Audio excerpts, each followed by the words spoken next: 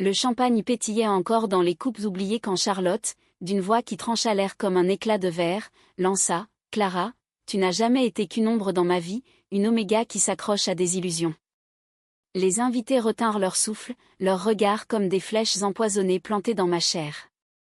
Et moi, figé au milieu de cette salle de bal somptueuse de Manhattan, je sentis le monde s'effondrer en un instant, mes fiançailles réduites en poussière devant les yeux de tous. C'était censé être le sommet de notre histoire, une célébration sous les lumières de la grosse pomme, où les gratte-ciels semblaient applaudir notre union. Charlotte et moi nous étions rencontrés 3 ans plus tôt, non pas dans le tumulte new-yorkais, mais sous le soleil ardent de l'Andalousie, en Espagne, ce pays de passions enflammées et de secrets enfouis, qui avait scellé notre destin d'une manière que ni l'une ni l'autre n'aurait pu prévoir. J'étais venu là-bas pour fuir les chaînes invisibles de ma vie d'Oméga à Paris, où les attentes sociétales pesaient comme un carcan de fer. À 30 ans, j'aspirais à une liberté que les phéromones de mon statut ne me permettaient pas. Clara Duval, fille d'une famille bourgeoise parisienne, avec ses yeux verts hérités d'une grand-mère bretonne et une sensibilité qui la faisait trembler devant les tempêtes intérieures. J'avais atterri à Séville pour un stage en restauration d'œuvres d'art, cherchant dans les fresques anciennes un écho à mes propres fractures. Séville m'avait enveloppé comme une étreinte chaude et traîtresse. Les ruelles pavées exhalaient des parfums d'oranger en fleurs, et les guitares flamenco pleuraient des amours perdus dans l'ombre des cathédrales gothiques. C'est là que je l'avais vue pour la première fois, Charlotte Moreau, une alpha française expatriée, gérant une galerie d'art contemporain nichée dans le quartier de Santa Cruz. À 32 ans, elle incarnait cette force magnétique des alphas grandes, épaules larges sculptées par des années de randonnée dans les Pyrénées, cheveux noirs coupés courts qui encadraient un visage aux traits ciselés, presque aristocratique, et des yeux bleus qui transperçaient comme l'acier d'une lame toledane. Elle portait toujours des chemises blanches impeccables, manches retroussées, révélant des avant-bras tatoués de motifs celtiques, un hommage discret à ses racines normandes. Son odeur, un mélange de bois de santal et de musc primal, me submergeait dès qu'elle s'approchait, déclenchant en moi ces vagues incontrôlables de chaleur homégienne que je haïssais tant. Notre première rencontre fut un choc électrique. J'étais entré dans sa galerie pour admirer une exposition sur les influences mauresques dans l'art moderne, mes doigts effleurant distraitement une toile abstraite aux teintes ocre. « Vous touchez comme si vous aviez peur de briser l'âme de la peinture », avait-elle dit, sa voix grave résonnant dans l'espace feutré. Je m'étais retourné, et nos regards s'étaient accrochés. Il y avait eu ce silence chargé, où le monde extérieur, les cloches de la Giralda, le murmure des touristes s'était effacé. Peut-être que je crains de briser la mienne, avais-je répondu, un sourire timide aux lèvres. Elle avait ri, un son rauque et profond qui m'avait fait frissonner. Ce soir-là, elle m'avait invité à dîner dans une bodega cachée, où le vino tinto coulait comme du sang chaud, et nous avions parlé jusqu'à l'aube des ombres de nos passés. Charlotte n'était pas comme les alphas que j'avais fuis à Paris, ces mâles dominants qui voyaient en nous, Oméga, des trophées à conquérir. Elle était arrivée en Andalousie pour échapper à un scandale familial. Son père, un magnate de l'immobilier normand, l'avait reniée après qu'elle eut révélé publiquement son orientation, refusant un mariage arrangé avec une oméga bêta pour sauver les apparences. Les alphas comme moi sont censés protéger, pas détruire, m'avait-elle confié un soir, alors que nous marchions le long du Guadalquivir, les lumières de Triana dansant sur l'eau. Mais la société nous force à être des monstres. Ces mots avaient touché une corde sensible en moi. J'avais grandi dans l'opulence feutrée du 16e arrondissement, où les omégas comme moi étaient éduqués à la soumission gracieuse, des leçons de maintien, des inhibiteurs phéromonaux pour masquer nos chaleurs, et des alliances stratégiques pour perpétuer la lignée.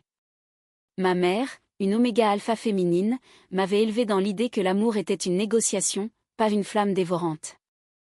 Pourtant, avec Charlotte, tout était feu. Nos nuits en Andalousie étaient des symphonies de passion, des étreintes fiévreuses dans son appartement aux murs blanchis à la chaux, où les volets clos laissaient filtrer la lune sur nos corps enlacés. Elle me murmurait des poèmes de Lorca en espagnol approximatif, sa main traçant des arabesques sur ma peau, apaisant les tourments de mes cycles oméginiens sans jamais me faire sentir faible.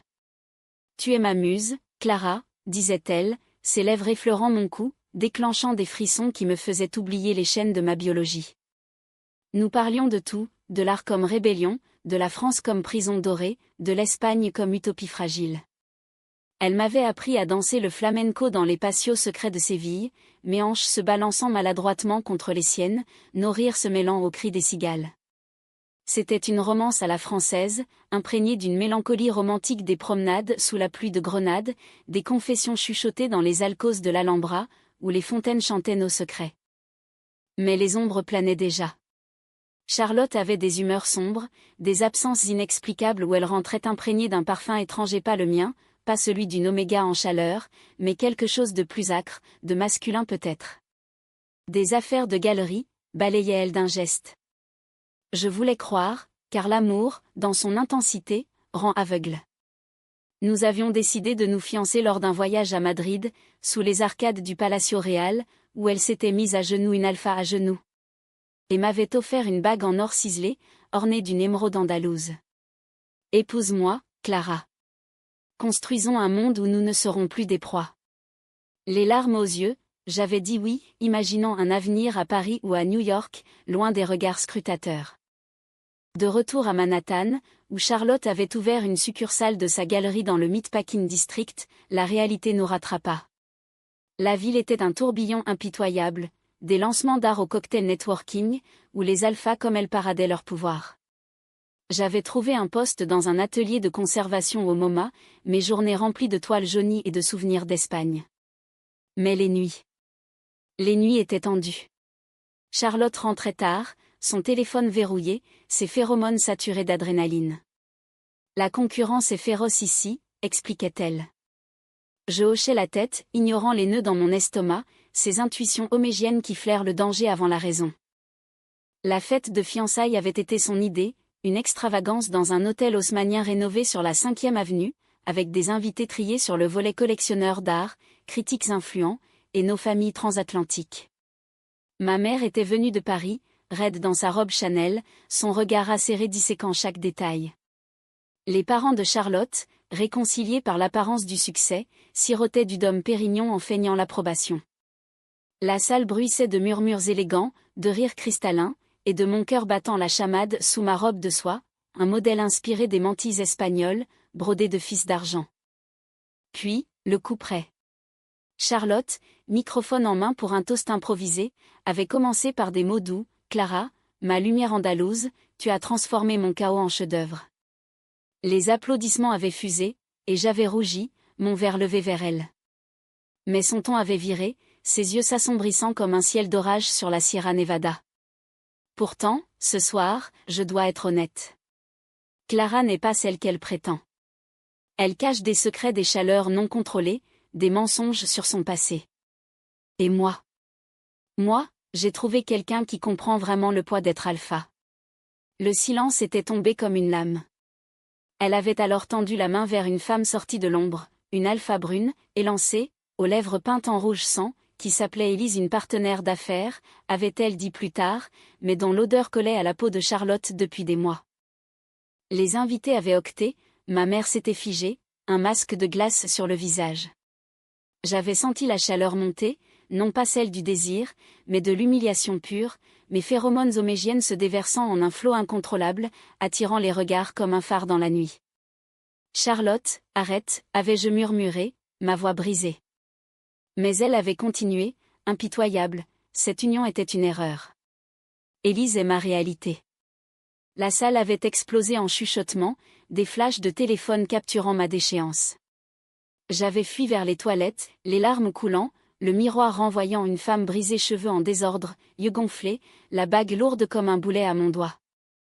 Les heures suivantes furent un brouillard de condoléances forcées et de regards fuyants. Ma mère m'avait traîné dehors, son chauffeur nous attendant dans la nuit humide de Manhattan. C'est la nature des alphas, ma chérie, avait-elle dit dans la limousine, sa main froide sur la mienne. Ils conquièrent, puis ils abandonnent. Tu dois te ressaisir, pour la famille. Mais ces mots glissaient sur moi comme de l'eau sur une pierre polie. À l'intérieur, un incendie faisait rage, un mélange de rage, de chagrin, et d'une liberté inattendue qui pointait déjà son nez. De retour à notre loft de Chelsea, avec vue sur l'Hudson, j'avais arraché la bague et l'avais jetée dans un tiroir, son éclat moqueur étouffé par le bois. Charlotte n'était pas rentrée cette nuit-là. J'avais passé des heures à errer dans l'appartement, touchant les objets qui portaient encore son empreinte, le tableau abstrait qu'elle avait accroché au-dessus de notre lit, une explosion de bleu et de rouge évoquant nos premières nuits en Espagne, la bouteille de sherry espagnol sur le bar, vestige de nos toasts à l'amour éternel. Mes chaleurs, habituellement tempérées par sa présence, menaçaient de surgir, un rappel cruel de ma vulnérabilité. J'avais avalé un inhibiteur, le goût amer sur la langue, et m'étais effondré sur le canapé, les lumières de la ville comme des yeux indifférents. Le lendemain, un texto laconique, nous parlerons. Élise et moi partons pour une expo à Berlin. Pas d'excuses, pas de regrets, juste cette froideur alpha, cette assurance que le monde plierait à sa volonté. J'avais répondu par le silence, puis j'avais appelé une amie de Paris, Sophie, une bêta indépendante qui gérait une librairie queer dans le Marais. « Viens », avait-elle dit d'une voix ferme. « L'Espagne t'a guéri une fois, elle le fera encore. » Et ainsi, 3 jours plus tard, je prenais un vol pour Séville, laissant Manhattan derrière moi comme une nuit trop étroite. L'Andalousie m'accueillit avec sa générosité habituelle, le soleil cognant sur les toits de tuiles rouges, l'air chargé d'épices et de jasmin. J'avais loué un petit appartement dans le barrio de Santa Cruz, non loin de l'ancienne galerie de Charlotte, un acte de défi, peut-être, ou de nostalgie masochiste. Les jours se fondirent en une routine apaisante, matin au marché de Triana, où je marchandais des oranges sanguines avec des grands-mères au châle noir, après-midi dans les archives d'un musée local, restaure des azuléjos fissurés, mes pinceaux traçant des motifs arabesques comme des cicatrices refermées. Les nuits, je dansais seule dans les tablaos, le rythme du cajon vibrant dans ma poitrine, chassant les fantômes. C'est là que je la revis, non pas Charlotte, mais une ombre d'elle, une femme nommée Isabella, une danseuse flamenco d'une beauté sauvage, aux cheveux noirs cascadant comme une cascade d'ébène, yeux sombres bordés de col, et une silhouette voluptueuse moulée dans des robes à volants écarlates. À 28 ans, elle était une oméga comme moi, mais libre de ses passions, de ses cycles, refusant les inhibiteurs pour embrasser la force de sa nature. Nous nous étions croisés lors d'une soirée au Peña Flamenca, où le duan de cet esprit andalou de transcendance planait dans l'air enfumé. « Tu danses comme si tu portais le poids du monde sur tes hanches », m'avait-elle dit après ma prestation maladroite, sa voix un ronronnement chaud teinté d'accent sévillant. Nous avions ri, et elle m'avait entraîné dans une ronde endiablée, nos corps se frôlant dans la chaleur de la foule. Isabella était tout ce que Charlotte n'avait pas été, vulnérable sans faiblesse, passionnée sans possession. Fille d'un cordonnier local et d'une cantaora, elle vivait dans un quartier ouvrier, ses jours rythmés par les répétitions et ses nuits par des amours éphémères. Les alphas nous voient comme des proies, confiait-elle un soir, alors que nous sirotions du manzanilla sur son balcon donnant sur la cathédrale. Mais nous, oméga, nous sommes le feu qui les consume. Pourquoi les laisser nous définir ? Ces mots semèrent une graine en moi. Nous commençâmes à nous voir souvent, des promenades dans les jardins de El Alcázar, où les fontaines murmuraient des secrets morts, des ateliers de poterie à Cordoue, nos mains couvertes d'argile modelant des formes sensuelles. Isabella m'apprit à lâcher prise, à laisser mes phéromones s'exprimer sans honte lors de mes chaleurs naissantes. Nos premières caresses furent timides, un effleurement de doigts dans l'ombre d'un olivier, un baiser volé sous la pluie de printemps à Ronda. Mais bientôt, ce fut une tempête, des nuits où nos corps s'entremêlaient dans son lit au drap de lin rêche, ses gémissements se mêlant aux miens, un ballet de tendresse et de désir pur, sans la domination alpha qui m'avait étouffé avec Charlotte. Pourtant, le passé n'était pas mort. 1 mois après mon arrivée, un email de Charlotte, je reviens à Séville. Nous devons clore cela proprement. Mon cœur se serra, un mélange de peur et de colère. Isabella, sentant mon trouble, posa sa main sur la mienne, affronte-la, Clara. Pour toi, pas pour elle. Et ainsi, je fixai un rendez-vous à l'ancienne galerie, maintenant fermée, ses vitrines poussiéreuses reflétant les ruines de notre amour. La galerie était un mausolée de souvenirs quand Charlotte arriva, le soleil couchant jetant des lueurs orangées à travers les carreaux brisés. Elle avait changé, plus mince, peut-être, les traits durcis par la trahison qu'elle avait elle-même infligée, mais toujours cette prestance alpha, son tailleur noir contrastant avec la blancheur des murs. « Clara », dit-elle en entrant, sa voix un murmure rauque. « Tu es revenue ici. » « Pourquoi ?» Je me tenais au centre de la pièce, entourée de toiles voilées, mon cœur battant comme un tambour. « Pour guérir », répondis-je, ma voix plus ferme que je ne l'aurais cru. « Et pour te dire adieu, Charlotte. Ce que tu as fait à Manhattan. Ce n'était pas une fin. C'était une libération. Ses yeux bleus s'assombrirent, et pour la première fois, je vis une fêlure, un tremblement dans sa mâchoire, une odeur de vulnérabilité phéromonale qui trahissait son armure. Elle s'approcha, ses doigts effleurant mon bras, déclenchant un frisson traître. Élise était une erreur, un moyen de fuir mes démons. Toi et moi. Nous étions réels. Laisse-moi me racheter. Ces mots étaient du miel empoisonné, évoquant nos nuits en Andalousie, ces moments où elle m'avait fait me sentir invincible. Mais je reculais, les souvenirs de l'humiliation encore vifs, les rires étouffés des invités, le flash des caméras, ma mère me traînant comme une enfant. Tu m'as brisé devant le monde, Charlotte. Parce que ton ego alpha ne supportait pas une oméga qui te défiait? Ou parce qu'Élise t'offrait un pouvoir que je refusais de te donner? Elle baissa la tête, un geste rare pour une alpha. J'ai peur, Clara. Peur de l'engagement, de ce que signifie protéger quelqu'un comme toi dans ce monde qui nous déchire. Mon père. Il m'a appris que l'amour est une faiblesse. Nous parlâmes des heures durant, les ombres s'allongeant sur le sol carrelé. Elle confessa tout, l'affaire avec Élise, née d'une nuit d'ivresse à une vernissage, un moyen de noyer sa culpabilité grandissante face à nos fiançailles. À Manhattan, j'ai paniqué. La pression de nos familles, la ville qui dévore les âmes. J'ai voulu tout détruire avant d'être détruite. Des larmes coulaient sur ses joues, et pour un instant, je vis l'alpha vulnérable, celle qui m'avait aimé sous les étoiles de l'Alhambra. Mon corps réagissait malgré moi, les phéromones appelant les siennes, un appel primal que j'avais appris à ignorer avec Isabella. Mais je tins bon. L'amour n'est pas destruction, Charlotte. C'est reconstruction. Et tu m'as laissé en ruine. Elle hocha la tête, brisée, et partit dans la nuit sévillane, sa silhouette se fondant dans les ruelles comme un fantôme. Ce soir-là, je rentrai chez Isabella, qui m'attendait avec un repas simple, gazpacho froid et jamon ibérique, ses yeux sombres pleins de questions non posées. Nous fîmes l'amour lentement, ses mains explorant mes courbes avec une révérence qui guérit les plaies invisibles. Reste avec moi, murmura-t-elle au creux de mon oreille, son souffle chaud contre ma peau. Construisons quelque chose de vrai. Les semaines suivantes furent un baume.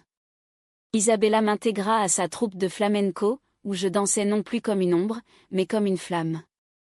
Nos performances dans les penas attiraient une foule fidèle, des locaux aux yeux brillants, des touristes émus, et même des critiques parisiens qui murmurèrent mon nom dans leurs chroniques. Séville, avec sa mélancolie ensoleillée, devint mon refuge, un lieu où les omégas comme nous pouvaient exister sans chaîne. Pourtant, le conflit couvait. Charlotte, refusant l'oubli, commença à m'envoyer des messages, des photos de Berlin, des invitations à des expos, des confessions nocturnes. Je change, Clara. Pour toi. Isabella le sentait, son intuition homégienne aiguisée comme une lame. Elle te veut de retour, dit-elle un soir, alors que nous contemplions le Guadalquivir depuis le pont de Triana. Mais à quel prix? Le climax survint lors de la feria de avril, cette explosion de couleurs et de joie où Séville se pare de mantilles et de chapeaux cordouans. Isabella et moi devions performer dans un grand tablao, une soirée dédiée aux amours interdites, un clin d'œil ironique à notre histoire. La foule était dense, l'air saturé de phéromones et de chéri. Au milieu de la danse, le duande nous emporta, mes pieds claquant sur le bois, les volants de ma robe virevoltant comme des ailes de papillon, Isabella face à moi, son corps un arc tendu de passion. Nos regards se verrouillèrent, un dialogue silencieux de désir et de défi. Puis, la porte s'ouvrit, et Charlotte entra. Elle était là, revenue de son exil berlinois, plus belle que jamais dans une robe noire fluide, ses yeux bleus balayant la salle jusqu'à moi. Le rythme vacilla un instant, mais je continuai, canalisant la douleur en chaque pas, chaque tournoiement. À la fin, applaudissements tonitruants, Isabella me serra contre elle, possessive, mais Charlotte s'approcha, ignorant les murmures. Clara, dit-elle, sa voix couvrant le brouhaha. Je t'aime. Vraiment. Laisse-moi prouver. Isabella se raidit, ses ongles s'enfonçant dans mon bras. Elle est à moi maintenant, cracha-t-elle, ses phéromones omégiennes s'élevant en un mur défensif. Charlotte rit, un son amer. Une oméga pour une oméga? C'est mignon, mais éphémère. Clara a besoin de force, pas de miroir. Les mots frappèrent comme un fouet, ravivant l'humiliation de Manhattan. La salle se tut, un cercle de témoins se formant autour de nous. Tu n'as rien appris, répliquai-je, ma voix tremblante mais claire. Laisse-moi tranquille, Charlotte. Mais elle ne lâcha pas. Dans un geste théâtral, elle sortit une confession manuscrite, des promesses d'une thérapie pour Alpha, d'un retour en France pour affronter sa famille. Lila. C'est mon âme à nu. Isabella arracha le papier, le déchira en confetti, ses yeux flamboyants. Assez, hurla-t-elle, et la bagarre éclata non pas physique, mais verbale, un duel de mots acérés où les passés et le présent s'entrechoquèrent. Charlotte accusa Isabella de manipulation, Isabella renvoya les accusations de toxicité alpha. Moi, au milieu, je sentis le sol se dérober, deux amours, deux mondes, une oméga déchirée. La nuit se termina en chaos, Charlotte partit en trombe, Isabella en larmes dans mes bras, la troupe dispersée. Allongés sur le toit de son appartement, sous un ciel étoilé andalou, nous pleurâmes ensemble. Choisis, Clara, murmura-t-elle. Pas pour elle, pour toi. Le choix fut plus dur qu'un High Sierra. Les jours suivants, Séville sembla se refermer sur moi comme un étau, les orangers en fleurs moquaient ma confusion, les cloches de la cathédrale sonnaient des avertissements. Je passais des nuits blanches, relisant les fragments de la lettre de Charlotte, des mots d'une poésie brute, évoquant nos souvenirs espagnols avec une tendresse qui faisait mal. Souviens-toi de la nuit à l'Alhambra, où les lions de pierre veillaient sur nous. C'était vrai. Laisse-moi le recréer. Isabella, de son côté, m'offrait une stabilité sensuelle, des matins paresseux dans son lit, ses doigts tressant des fleurs dans mes cheveux, des danses privées où nos corps parlaient ce que les mots ne pouvaient. Pourtant, la trahison de Charlotte n'était pas seulement personnelle, elle était systémique. Dans le monde des omégas, nous apprenions tôt que les alphas étaient des tempêtes belles, destructrices, inoubliables. Mais Isabella me montrait une autre voie, l'égalité des âmes, où deux feux se nourrissaient mutuellement sans consumer. Un après-midi, je la surpris en répétition, son corps arqué dans une pose de défi, sueur perlant sur sa peau olive, et je compris, c'était la liberté que j'avais cherchée en fuyant Paris. Charlotte, cependant, ne renonçait pas. Elle loua une chambre d'hôtel au cœur de Séville, envoya des cadeaux, un collier de perles andalouses, un billet pour une expo à Madrid. Puis, le coup de grâce, une rencontre avec ma mère, qui, alertée par des ragots parisiens, débarqua comme une furie. C'est Isabella ? Une gitane de bas étage, siffla-t-elle dans un café sur la plaza de España, son chapeau-cloche incliné avec dédain. Charlotte est ton salut, Clara. Pense à ton statut.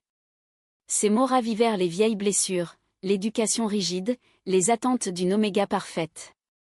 Mais pour la première fois, je ripostai. Maman, l'amour n'est pas un contrat. C'est une danse, et je choisis mon rythme. Le point de non-retour arriva lors d'une procession de la Semana Santa, cette semaine sainte où Séville se drape de mystère et de repentance. Les rues étaient un fleuve humain, porteur de pazos dorés sous des capirotes pointues, l'air lourd d'encens et de chants sévillants. J'avais promis à Isabella de l'accompagner, masquée d'un voile noir, mais Charlotte m'intercepta au détour d'une ruelle, son visage pâle sous la lumière vacillante des lanternes. Une dernière chance, implora-t-elle, sa voix brisée. Viens avec moi à Paris. Nous recommencerons, sans le poids de Manhattan. Ces phéromones m'assaillirent, un appel primal qui fit vaciller mes genoux. Pour un instant, je revis notre passé, les baisers volés à Grenade, les promesses sous les étoiles. Mais alors, Isabella apparut au bout de la rue, sa silhouette gracile en robe de procession, yeux sombres remplis d'une douleur muette. Le choix se cristallisa. Non, Charlotte, dis-je, ma voix un fil d'acier. Tu m'as humiliée une fois. Je ne te donnerai pas l'occasion de recommencer. Adieu. Elle s'effondra contre un mur, sanglotant une alpha en miettes, un spectacle rare qui attira les regards des passants. Je m'éloignai, rejoignant Isabella, nos mains se liant dans l'ombre des Nazarénos. Cette nuit-là, sous les balcons fleuris, nous scellâmes notre union non par une bague, mais par un serment chuchoté, ensemble, contre le monde. Mais le destin, cruel comme un dramaturge français, réservait encore un twist. Des semaines plus tard, une lettre arriva de Manhattan. Charlotte, rongée par le remords, avait révélé publiquement son erreur lors d'une conférence d'art, un acte de vulnérabilité qui fit les gros titres des médias queer. J'ai trahi l'amour de ma vie, déclara-t-elle, larmes aux yeux devant les caméras. Et j'ai appris que la vraie force alpha est dans l'humilité. Ma mère, touchée, m'envoya un email conciliant, peut-être mérite-t-elle une seconde chance. Isabella, sentant la tempête, me confronta. Si tu doutes, pars. Mais sache que je ne serai pas la seconde. Son ultimatum me frappa comme un éclat de miroir brisé. Était-ce la réaction homégienne à la sécurité, ou un amour vrai? Je passai une nuit seule dans El Alcázar, errant parmi les patios où Charlotte et moi avions jadis ri. Les fontaines pleuraient, et avec elles, mes illusions. À l'aube, je compris, Charlotte représentait le passé glorieux mais toxique Isabella, un avenir incertain mais authentique. Pourtant, le conflit culmina lors d'une expo improvisée à la galerie fermée. Charlotte l'avait rouverte pour une nuit, invitant la communauté sévillane à une « nuit des réparations », des œuvres sur la rédemption, dont une toile centrale, notre portrait, moi en robe bleue, elle en ombre protectrice, mais fissurée comme un vase brisé. Isabella y vint avec moi, un défi silencieux. La salle était pleine, artistes, danseurs, oméga et alpha mêlés dans une trêve fragile. Charlotte s'approcha, Élise à son bras non comme amante, mais comme amie repentie. « Ceci est pour toi, Clara, dit-elle, désignant la toile. Pas pour reconquérir, mais pour honorer. » Isabella serra ma main, mais je sentis la trahison pointer. Élise, symbole de la douleur, ici comme trophée de rédemption? La tension monta, phéromones s'entrechoquant comme des épées. C'est manipulateur, siffla Isabella. Charlotte riposta, et toi, tu la gardes captive dans ta bohème? La salle explosa en débat passionné, une catharsis collective sur l'amour queer en terre andalouse. Au milieu, je pris la parole, ma voix résonnant claire, l'amour n'est pas possession, ni réparation forcée. C'est choix quotidien. Et j'ai choisi. Je me tournai vers Isabella, l'embrassant devant tous, un baiser profond, chargé de promesses.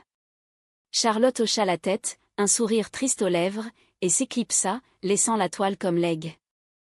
Les mois suivants furent une renaissance douce amère. Isabella et moi nous installâmes dans un appartement plus grand près de la Plaza de Toro, nos vies entrelacées comme les motifs mauresques des azulejos.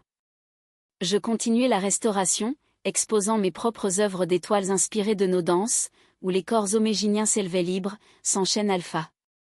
Isabella triompha à un festival de flamenco à Jerez, sa performance un hymne à la résilience féminine, moi dans les coulisses, son talisman secret. Charlotte, de son côté, rentra à Paris, transformée. Elle fonda une fondation pour oméga marginalisés, utilisant sa voix alpha pour plaider l'égalité phéromonale. Nous échangeâmes des lettres sporadiques, non des flammes, mais des braises chaudes de respect mutuel. « Tu m'as sauvée en me quittant », écrivit-elle un jour. Ma mère, adoucie par le temps, vint même à Séville, assistant à une de nos danses, ses yeux humides de fierté réticente. « Tu as trouvé ton duande, ma fille », murmura-t-elle. Un an plus tard, lors d'une nuit d'été sur les rives du Guadalquivir, Isabella et moi échangeâmes des vœux sous les étoiles. Pas de fiançailles grandioses, pas de Manhattan clinquant, juste nous, un anneau d'argent gravé d'un vers de Lorca, Verde que te quiero verde. Vers que je t'aime, vers andalou, symbole d'un amour vivant, non fané. La vie n'était pas un conte de fées, les chaleurs venaient encore, les doutes murmuraient dans l'ombre.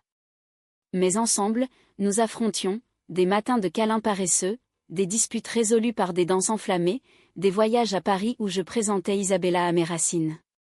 Manhattan devint un souvenir distant, une leçon gravée dans le cœur. Et ainsi, dans la chaleur éternelle de l'Andalousie, je trouvais non pas la perfection, mais l'humanité de l'amour fragile, passionné, profondément romantique. Une histoire à la française, imprégnée d'espagnolade, où deux omégas défiaient les étoiles pour danser leur propre ciel.